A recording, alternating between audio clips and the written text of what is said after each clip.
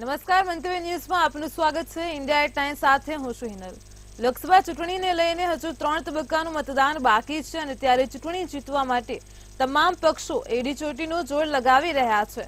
નેતાઓ એકબીજા પર આક્ષેપ પ્રત્યે આક્ષેપ લગાવી રહ્યા છે અને ત્યારે આ દરમિયાન વડાપ્રધાન નરેન્દ્ર મોદીએ આજે મહારાષ્ટ્રના નાસિકના ડિંડોરીમાં એક જાહેર જનસભાને સંબોધી હતી, જ્યાં કોંગ્રેસ ધર્મના નામે ભાગલા પાડતી હોવાના પ્રહાર કર્યા હતા।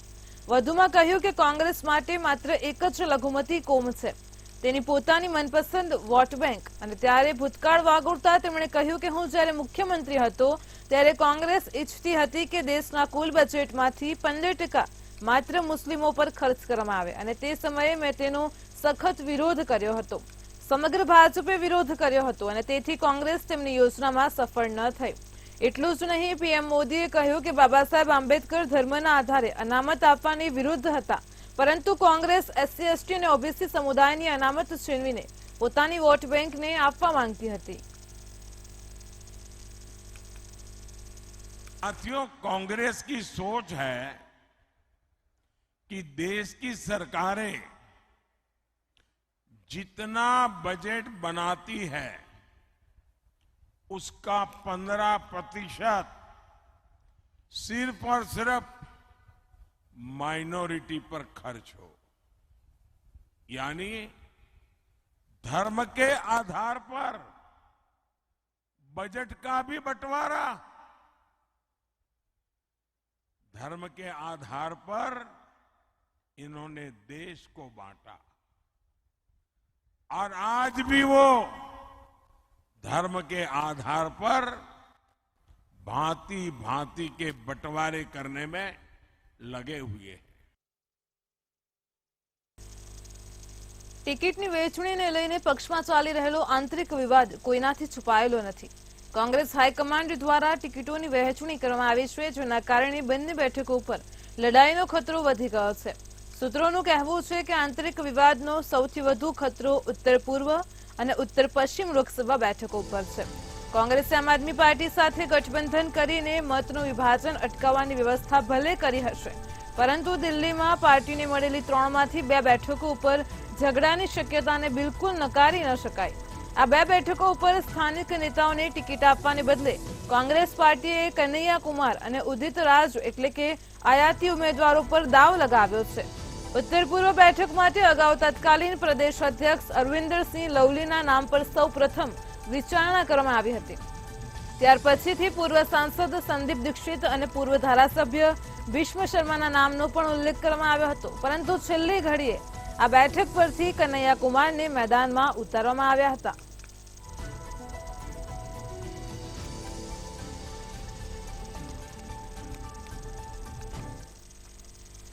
કોંગ્રેસ અધ્યક્ષ મલ્લિકાર્જુન ખડગેએ 15 મેના રોજ લખનૌમાં કહ્યું કે ચૂંટણીના 4 તબક્કા પૂર્ણ થઈ ગયા છે, ઇન્ડિયા એલાયન્સ મજબૂત સ્થિતિમાં છે, તો જનતાએ પીએમ મોદીને વિદાય આપવાનો નિર્ણય કર્યો છે। સમગ્ર દેશના વાતાવરણને જોઈને અમે એવું કહી શકીએ છીએ કે ઇન્ડિયા ગઠબંધન 4 જૂને નવી સરકાર બનાવી રહ્યું છે। આ સાથે તેઓએ જણાવ્યું છે કે 2024ની ચૂંટણી સૌથી મહત્વપૂર્ણ ચૂંટણી છે। આ લોકશાહી અને બંધારણને બચાવવાની ચૂંટણી છે। આ 2 વિચારધારાની ચૂંટણી છે।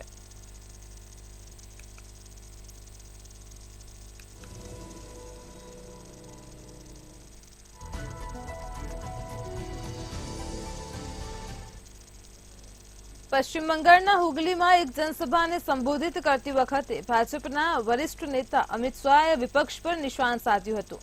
તેમણે કહ્યું કે આ લોકો પ્રાણ પ્રતિષ્ઠામાં એટલા માટે નથી ગયા કારણ કે તેઓ વોટ બેંકની રાજનીતિથી ડરતા હતા।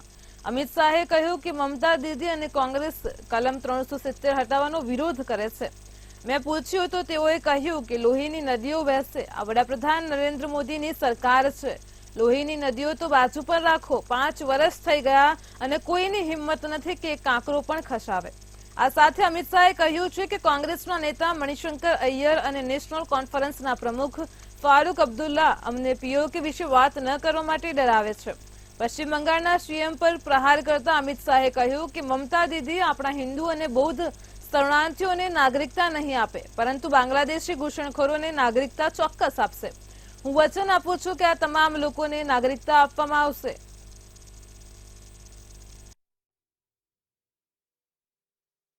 मतवा समाज के लोगों को मैं आश्वस्त करने आया हूं। ये ममता बनर्जी दीदी झूठ बोल रही है कि सीए में जो अर्जी करेंगे उनको तकलीफ आएगी। मैं गारंटी देकर जाता हूं बनगांव वालों, किसी को कोई तकलीफ नहीं आएगी, नागरिकता भी मिलेगी और देश में सम्मान के साथ जी भी पाओगी। मेरी बात ध्यान से सुन लो। दुनिया की कोई ताकत मेरे हिंदू शरणार्थी भाई, बौद्ध शरणार्थी भाई, जैन शरणार्थी भाई को नागरिक बनने से रोक नहीं सकती। ये नरेंद्र मोदी का वादा है, मैं आज आपको बताकर जाता हूं।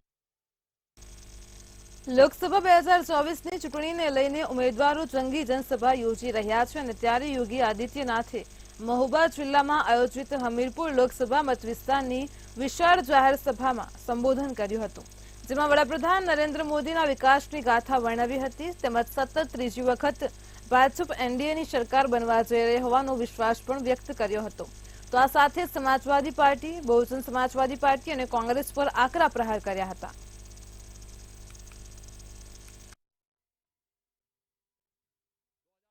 के पहले क्या स्थिति थी? डकैतों का आतंक था, बड़े बड़े माफिया थे। आखिर सपा बसपा कांग्रेस ने तो केवल माफिया यहां दिए थे, अराजकता फैला रहे थे, लूट खसोट मचा रहे थे, सड़कों को बर्बाद कर रहे थे, नौजवानों के जीवन के साथ खिलवाड़ कर रहे थे, बेटी और व्यापारी की सुरक्षा खतरे में थी, विकास ठप पड़ा हुआ था। और आज डिफेंस कॉरिडोर बुंदेलखंड में एक नहीं दो नोट, झांसी से लेके चित्रकूट तक पूरा डिफेंस कॉरिडोर बनाने की प्रक्रिया। हम लोग बुंदेलखंड को नोएडा की तर्ज पर विकसित करने के लिए हमने कार्रवाई प्रारंभ कर दी है। मैं बधाई देता हूं बुंदेलखंड वासियों को। લોકસભા ચૂંટણી 2024ના 4 તબક્કામાં મતદાન થઈ ચૂક્યું છે। હવે 5મા તબક્કાની લડાઈ ચાલી રહી છે। ઓડિશાના બાલનગીરમાં જાહેર સભાને સંબોધન કરતા રાહુલ ગાંધીએ ફરી એકવાર સંવિધાન અને લોકતંત્રને બચાવવાનો નારો આપ્યો। આ સાથે જ બંધારણને લઈને રાહુલ ગાંધીએ ફરી એકવાર ભાજપ નેતાઓ અને વડાપ્રધાન નરેન્દ્ર મોદી પર આકરા પ્રહાર કર્યા। એટલું જ નહીં, સંવિધાન અને અનામત ખતમ કરવાનો આરોપ પણ લગાવ્યો।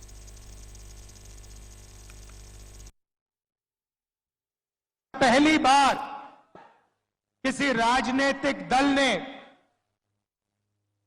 देश को बताया है कि अगर वो चुनाव जीतेंगे तो वो इस संविधान को, कॉन्स्टिट्यूशन को खत्म कर देंगे, नष्ट कर देंगे। ये जो संविधान है, इसी ने हिंदुस्तान के गरीब लोगों को, पिछड़ों को, दलितों को, आदिवासियों को, माइनॉरिटीज को, किसानों को, मजदूरों को जो भी दिया है, इसने दिया है। और आज बीजेपी के बड़े बड़े नेता कहते हैं अगर वो चुनाव जीतेंगे तो इस किताब को वो फाड़ के फेंक देंगे। भाइयों और बहनों, मैं बीजेपी के हर कार्यकर्ता से कहना चाहता हूं, हर नेता से कहना चाहता हूं, बीजेपी छोड़ो, नरेंद्र मोदी छोड़ो, दुनिया की कोई भी शक्ति इस किताब को नहीं छू सकती है। इसको अगर आपने फाड़ने की कोशिश की तो फिर देखना देश आपके साथ, कांग्रेस पार्टी आपके साथ क्या करती है। ઓડિશાના બાલનગીરમાં જાહેર સભાને સંબોધન કરતા રાહુલ ગાંધીએ ફરી એકવાર દાવો કર્યો છે કે નરેન્દ્ર મોદી પ્રધાનમંત્રી નહીં બને। આ ઉપરાંત 4 જૂન બાદ ઇન્ડિયા ગઠબંધનની સરકાર બનશેનો પણ હુંકાર કર્યો છે। તો આ સાથે જ ગરીબો, મજૂરો અને જરૂરિયાતમંદ મહિલાઓની યાદી બનાવવાની વાત કરી અને યાદી બનતા જ કોંગ્રેસની ગેરંટી પણ લાગુ કરવા કહ્યું છે। તો ગરીબોની ભાગીદારી પર પણ તેમણે ભાર આપ્યો છે। સાથે જ કહ્યું કે પીએમ મોદીએ 22 લોકોને અબજોપતિ બનાવ્યા, પણ અમે કરોડોને લાખોપતિ બનાવીશું।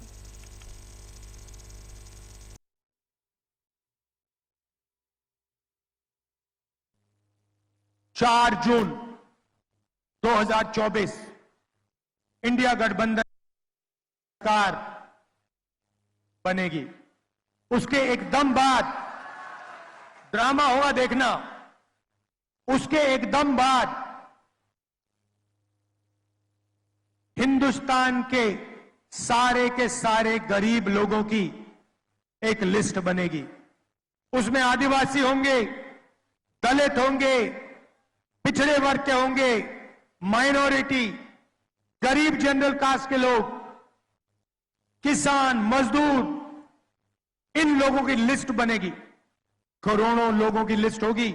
ये वही लोग हैं जिनको नरेंद्र मोदी ने बेरोजगार बनाया, गरीबी रेखा के नीचे डाला।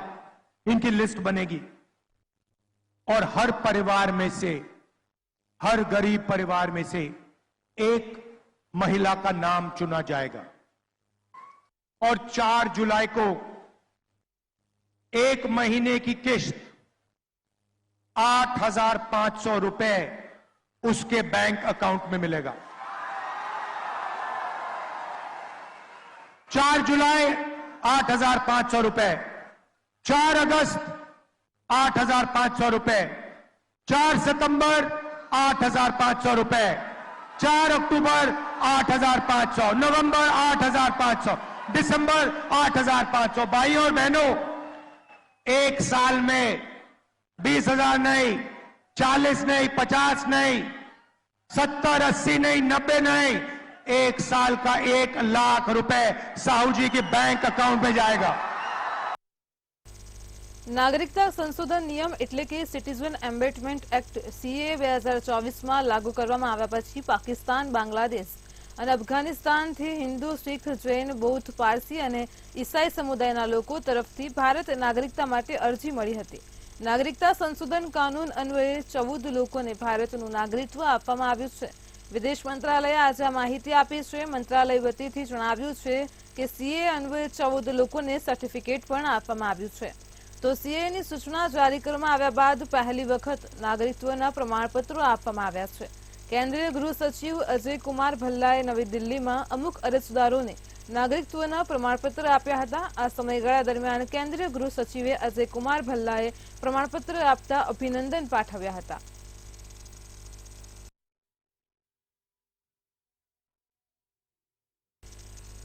એન્ફોર્સમેન્ટ ડિરેક્ટોરેટે મની લોન્ડરિંગ કેસમાં ઝારખંડના ગ્રામીણ વિકાસ મંત્રી અને કોંગ્રેસ નેતા આલમગીર આલમની ધરપકડ કરી છે। ઈડીએ આલમગીર આલમના સચિવના નોકરના ઘરેથી 37 કરોડ રૂપિયાથી વધુની રોકડ મળી આવી હતી અને તે મામલે આલમગીરની પૂછપરછ કરી હતી। ત્યારબાદ તેમની ધરપકડ કરવામાં આવી છે। આ પહેલા ઈડીએ ગઈકાલે જ તેમની 10 કલાક સુધી પૂછપરછ કરી હતી। ઈડીએ 6 મેના રોજ રાંચીમાં અનેક સ્થળોએ દરોડા પાડ્યા હતા અને જેમાં ગ્રામીણ વિકાસ મંત્રી આલમગીર આલમના અંગત સચિવ સંજીવલાલના નોકરના ઘરેથી ઈડીએ જંગી રોકડ જપ્ત કરી છે।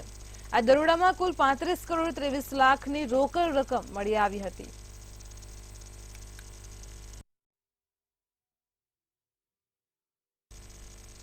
દેશમાં લોકસભા 2024ની ચૂંટણી માટે 7 તબક્કામાંથી 4 તબક્કાનું મતદાન થઈ ચૂક્યું છે અને હવે 3 તબક્કાનું મતદાન થવાનું છે। ત્યારે નેતાઓનો વાણીવિલાસ હજુ પણ યથાવત છે। ભાજપ સાંસદ તેમજ કન્નોજ બેઠકના ઉમેદવારનો એક વિડીયો વાયરલ થઈ રહ્યો છે, જેમાં તેઓ પોલીસ અધિકારીને ધમકાવીને કહી રહ્યા છે કે ચૂંટણી પતી જવા દે, પછી જોઈ લઈશું। ઉત્તર પ્રદેશના કન્નોજ બેઠક પરના ભાજપના ઉમેદવાર સુબ્રત પાઠકનો એક વિડીયો સોશિયલ મીડિયા પર વાયરલ થઈ રહ્યો છે અને જેમાં તે એસએચઓને ધમકી આપતા જોવા મળી રહ્યા છે। ભાજપ ઉમેદવાર વિડીયોમાં કહેતા સાંભળી શકાય કે ચૂંટણી બાદ તેઓ વિજિલન્સ તપાસ કરશે, મોઢે જ કહીને જઈ રહ્યો છું, બદલો લઈશ। આ વિડીયો સોશિયલ મીડિયા પર ખૂબ જ વાયરલ થઈ રહ્યો છે અને હાલ રાજકારણના ચર્ચાના કેન્દ્રમાં પણ આવી ગયો છે। આ વિડીયો પર યુઝર્સ અલગ અલગ પ્રકારની પ્રતિક્રિયાઓ પણ આપી રહ્યા છે। ભાજપ સાંસદ અને ઉમેદવાર સુબ્રત પાઠક સદર કોટવાલીના પ્રભારી દિગ્વિજયસિંહને કહી રહ્યા છે કે ઋત્વિકને તુરંત જ છોડી દો, આજે ચૂંટણી પૂરી થઈ રહી છે, અમે વિજિલન્સ દ્વારા તમારી તપાસ કરાવીશું, અમે ચોક્કસપણે આનો બદલો લઈશું। તો બીજી તરફ વોટિંગ દરમિયાન રતનપુર મોહનપુર પોલિંગ સ્ટેશન પરથી સુબ્રત પાઠકના ભાઈ છોટુ પાઠકનો વિડીયો પણ વાયરલ થઈ રહ્યો છે અને જેમાં તે એડવોકેટ સાથે દુર્વ્યવહાર કરતો જોવા મળે છે। ત્યાં હાજર લોકો વચ્ચે પડીને મામલાને શાંત પાડવાનો પ્રયાસ કરતા જોવા મળે છે।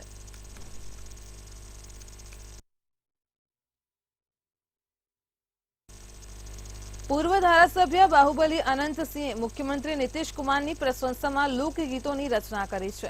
15 દિવસ માટે પેરોલ પર બહાર આવેલા અનંતસિંહે સ્પષ્ટ કહ્યું કે બિહારમાં નીતિશ કુમાર જેવો કોઈ મુખ્યમંત્રી ન તો જન્મ્યો છે અને ન તો જન્મશે.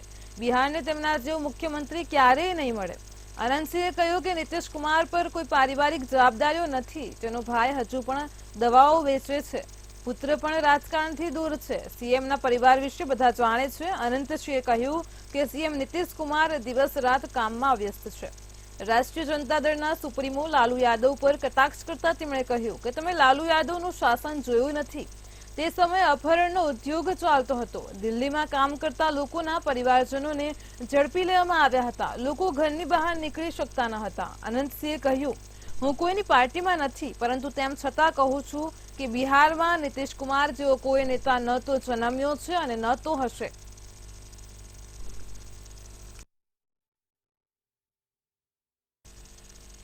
ઉત્તર પ્રદેશના કાનપુર શહેરમાં 2 સરકારી શાળાઓ સહિત 7 શાળાઓને ઈમેલ પર બોમ્બની ધમકી મળી છે, જે પોલીસ તપાસ બાદ નકલી હોવાનું જાણવા મળ્યું હતું. એડિશનલ પોલીસ કમિશનર હરીશચંદ્રાએ જણાવ્યું કે છેલ્લા 72 કલાકમાં 5 ખાનગી શાળાઓ અને 2 સરકારી શાળાઓને ઈમેલ દ્વારા બોમ્બની ધમકી મળી છે. મોટાભાગની શાળાઓએ મંગળવારે ધમકી અંગે પોલીસને જાણ કરી હતી, કારણ કે રવિવાર અને સોમવારે શાળાઓ બંધ હતી.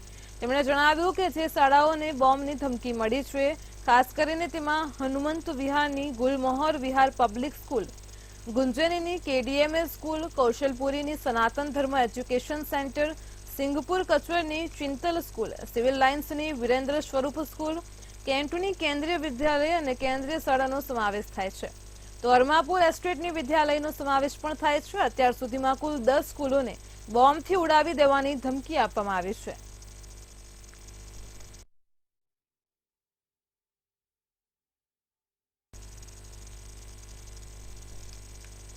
સુપ્રીમ કોર્ટે યુએપીએ કેસમાં ન્યૂઝ ક્લિકના એડિટર પ્રબીર પુરકાશ્યની દિલ્હી પોલીસ દ્વારા કરવામાં આવેલી ધરપકડને ગેરકાયદે બતાવી છે. કોર્ટે તેમને છોડી મૂકવાના આદેશ આપ્યા છે. દિલ્હી પોલીસે ન્યૂઝ ક્લિકમાં ચીની ફંડિંગથી ભારત વિરોધી કામગીરીના આરોપમાં પુરકાયસ્થની ધરપકડ કરી હતી. ત્યારબાદથી તેઓ જેલમાં હતા. પુરકાયસ્થે દિલ્હી પોલીસ દ્વારા તેમની ધરપકડ અને રિમાન્ડને સુપ્રીમ કોર્ટે પડકાર્યા હતા. સુપ્રીમ કોર્ટે માન્યું હતું કે 4 ઓક્ટોબર 2023 રિમાન્ડ ઓર્ડર જારી થયા પહેલા પુરકાયસ્થ અને તેમના વકીલને રિમાન્ડ એપ્લિકેશનની કોપી નહોતી સોંપવામાં આવી. તેમની ધરપકડનું કારણ તેમને લેખિતમાં નહોતું જણાવવામાં આવ્યું. કોર્ટે પુરકાયસ્થની ધરપકડ અને રિમાન્ડને કાયદાની નજરે ગેરકાયદે ગણાવી હતી અને છોડી મૂકવાનો આદેશ આપ્યો હતો. તો જસ્ટિસ બી.આર. ગવઈ અને જસ્ટિસ સંદીપ મહેતાએ આ મામલે 30 એપ્રિલે સુનાવણી પૂરી કરી લીધી હતી. પુરકાયસ્થ ગયા વર્ષે 3 ઓક્ટોબરથી યુએપીએ હેઠળ જેલમાં હતા. કોર્ટમાં પુરકાયસ્થ તરફથી કપિલ સિબ્બલે દલીલો મૂકી હતી. Supreme Court has held the arrest and the remand proceedings to be illegal and has directed release of Mr. Purkasthya. And we've been directed to furnish the bail bonds before the trial court, which we will be doing today. Do you think it is a major relief or what kind of relief? It is a very, very major and a big relief because we have been maintaining from the very beginning that the entire proceedings against him were illegal and the manner of arrest and the remand proceedings were illegal, which has now been upheld by the Honorable Supreme Court. રાજસ્થાનમાં નીમકઠાણા જિલ્લાની કોલિહાન ખેતરી ખાણમાં મંગળવારે સાંજે અકસ્માત સર્જાયો હતો. આ અકસ્માતમાં 15 અધિકારીઓ ફસાયા હતા.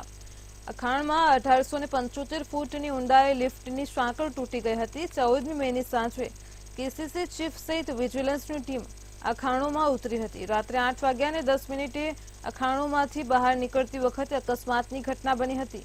તો રાજસ્થાનમાં હિન્દુસ્તાન કોપર લિમિટેડની કોલિહાન ખેતરી ખાણમાં ફસાયેલા 15 અધિકારીઓમાંથી 14ને બચાવી લેવામાં આવ્યા છે. સમાચાર એજન્સી દ્વારા અધિકારીઓના મોતનો દાવો કર્યો છે. તો બુધવારે સવારથી 4 રાઉન્ડમાં રેસ્ક્યુ ઓપરેશન હાથ ધરવામાં આવ્યું હતું.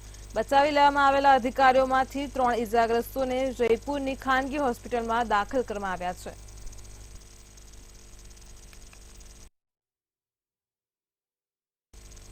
આંધ્રપ્રદેશના પલનાડુ જિલ્લામાં મંગળવારે ભયંકર અકસ્માત સર્જાયો હતો, જેમાં એક બસ અને ટ્રક વચ્ચે જોરદાર ટક્કર થઈ હતી. આ અથડામણમાં ઘણા લોકો ઇજાગ્રસ્ત થયા હતા. અકસ્માતની દુર્ઘટનામાં 6 લોકોના કરુણ મોત નીપજ્યા હતા. આ સાથે અનેક લોકો ઘાયલ થયા છે। એટલું જ નહીં, અકસ્માત થતાની સાથે જ બસમાં આગ લાગી હતી। આગ લાગતા જ સમગ્ર બસ બળીને ખાખ થઈ હતી। તમામ ઈજાગ્રસ્તોને સારવાર માટે હોસ્પિટલે ખસેડવામાં આવ્યા હતા। આ ઘટનાની જાણકારી આપતાની સાથે જ પોલીસ અધિકારીઓ ઘટનાસ્થળે પહોંચ્યા હતા અને તેઓએ જણાવ્યું કે અમને ઘટના વિશે અમુક લોકોના માધ્યમથી જાણકારી મળી। અમે એમ્બ્યુલન્સ અને ફાયર બ્રિગેડની ગાડીઓને સતર્ક કરી દીધી છે। જ્યારે અમે ઘટનાસ્થળે પહોંચ્યા તો બસ આગની ચપેટમાં આવી ગઈ હતી। મોટા પાયે નુકસાન થયું પણ છે, જોકે લોકોને સારવાર અર્થે ખસેડવામાં આવ્યા છે।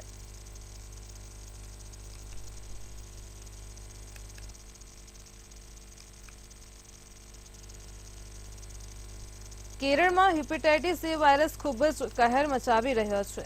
આ વર્ષમાં અત્યાર સુધીમાં કેરળમાં હેપેટાઇટિસ એના કુલ 1977 કેસ સામે આવ્યા છે। 12 લોકોના મોત નીપજ્યા છે। આ સિવાય પ્રદેશમાં 5536 થી વધારે શંકાસ્પદ કેસ પણ સામે આવ્યા છે, જોકે તેની પુષ્ટિ તંત્ર તરફથી કરવામાં આવી નથી। આ તમામ દર્દી તે છે જે સારવાર માટે સરકારી હોસ્પિટલોમાં ગયા નથી। આરોગ્ય મંત્રાલય અનુસાર પ્રદેશમાં આ વર્ષે છેલ્લા 7 વર્ષની તુલનામાં સર્વાધિક મામલા નોંધાયા છે। હેપેટાઇટિસ એના નિષ્ણાંત એનએમ અરુણે જણાવ્યું કે તાજેતરના વર્ષોમાં રાજ્યમાં પાણીની ગુણવત્તામાં ખૂબ ઘટાડો આવ્યો છે। જાણકારી અનુસાર હેપેટાઇટિસ એ સંક્રમિત વ્યક્તિઓના મળથી ફેલાતો રોગ છે। ઘણા સ્થળો પર પાઇપલાઇનોના લીકેજના કારણે આ મળ શુદ્ધ જળના સંપર્કમાં આવી જાય છે। ઉનાળામાં પાણીના અનિયમિત પુરવઠાના કારણે આ સ્થિતિ વધુ ખતરનાક થઈ જાય છે। તો જાણકારી અનુસાર સૌથી વધુ કેસ એર્નાકુલમ જિલ્લાના વેંગુર પંચાયતથી સામે આવ્યા છે। ત્યાં 17 એપ્રિલ બાદથી અત્યાર સુધી 200 લોકો સંક્રમિત થયા છે। તેમાંથી 41 લોકો ગંભીર રીતે બીમાર છે અને હોસ્પિટલમાં દાખલ છે। એક યુવકનું મોત નીપજ્યું છે। વધુ જાણકારી આપતા શિલ્પા સુધીશે જણાવ્યું કે મહામારી રાજ્ય જળ સત્તા મંડળ દ્વારા પુરવઠામાં આવેલા દૂષિત પાણીના કારણે હેપેટાઇટિસ એ જેવી બીમારી ફેલાય છે। તેમણે જણાવ્યું કે પાણીમાં ક્લોરીન નાખવામાં આવ્યું નહોતું અને જેને કારણે પરિસ્થિતિ ઊભી થઈ છે।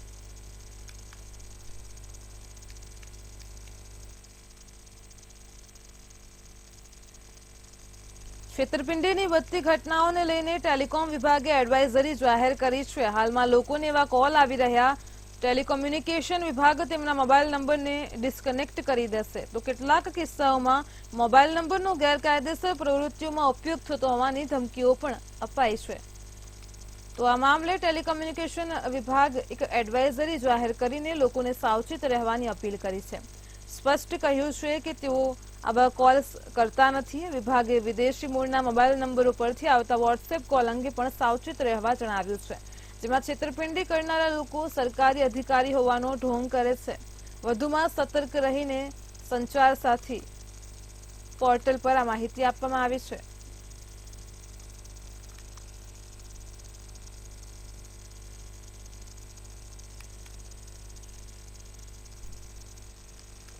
એરટેલ, જીઓ જેવા ટેલિકોમ ઓપરેટર કંપની પર સરકાર આકરા પાણીએ છે।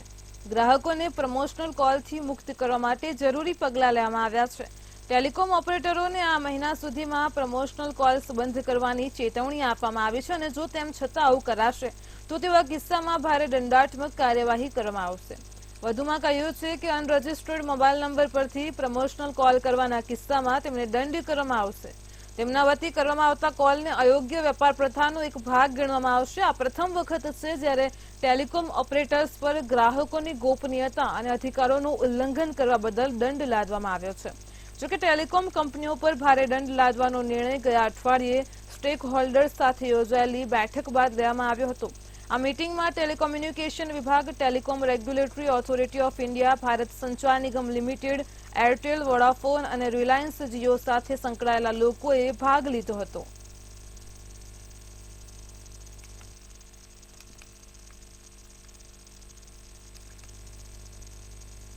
પીઓકેમાં પ્રદર્શનકારીઓ ઘઉંના લોટની ઊંચી કિંમતો અને વીજળીના ભાવમાં વધારો કરવા સામે વિરોધ કરી રહ્યા હતા। હવે આ માહોલ વચ્ચે વિદેશ મંત્રી એસ જયશંકર દ્વારા એક મોટું નિવેદન આપવામાં આવ્યું છે। તો કોલકાતામાં એક કાર્યક્રમ દરમિયાન વિદેશ મંત્રી આ હંગામા ઉપર વિગતવાર વાત કરી છે। એસ જયશંકરે કહ્યું કે પીઓકેમાં રહેતા લોકો પણ ભારતના જમ્મુ કાશ્મીર તરફ જુએ છે અને વિચારે છે કે ત્યાં કેટલી પ્રગતિ થઈ રહી છે। કોલકાતા, પશ્ચિમ બંગાળમાં ડેવલપ ઇન્ડિયા ઇવેન્ટમાં બોલતા એસ જયશંકરે કહ્યું, આજે પીઓકેમાં કેટલીક હિલચલ થઈ રહી છે। તેનું વિશ્લેષણ કરવું જટિલ છે, પરંતુ ચોક્કસપણે મારા મનમાં કોઈ શંકા નથી કે પીઓકેમાં રહેતી કોઈ પણ વ્યક્તિ તેની સરખામણી જમ્મુ કાશ્મીરમાં રહેતા લોકો સાથે કરી રહી છે. પોતે જમ્મુ કાશ્મીરમાં રહેતા વ્યક્તિ માટે કહી રહ્યા છે કે ભારતના લોકો આ દિવસોમાં કેવી રીતે પ્રગતિ કરી રહ્યા છે. આ બાબતે વધુમાં તેમણે કહ્યું કે પીઓકેના લોકો જાણે છે કે તેઓ કબજામાં જીવે છે. તેઓ ભેદભાવની લાગણી જાણે છે. પીઓકે હંમેશાથી ભારતનો હિસ્સો રહ્યો છે અને તે હંમેશા ભારતનો જ રહેશે. જ્યાં સુધી કલમ 370 હટાવી ન હતી ત્યાં સુધી પીઓકે વિશે વધારે ચર્ચા થઈ ન હતી.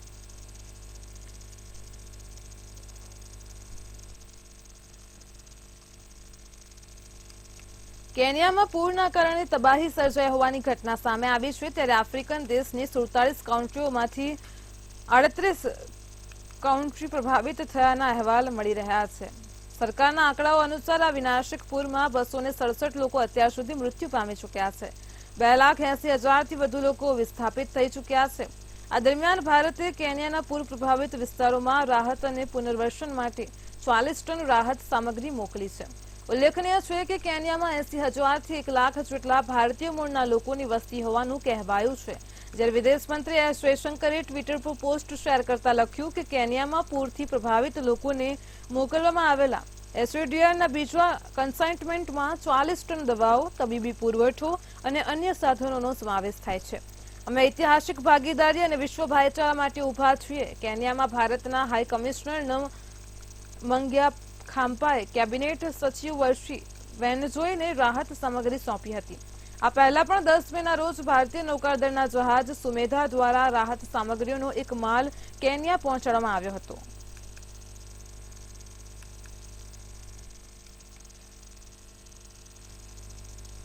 India@9 માં હાલ આટલું જ. પડે પણની અપડેટ મેળવતા રહો માત્ર મંતવ્ય ન્યૂઝ પર. નમસ્કાર.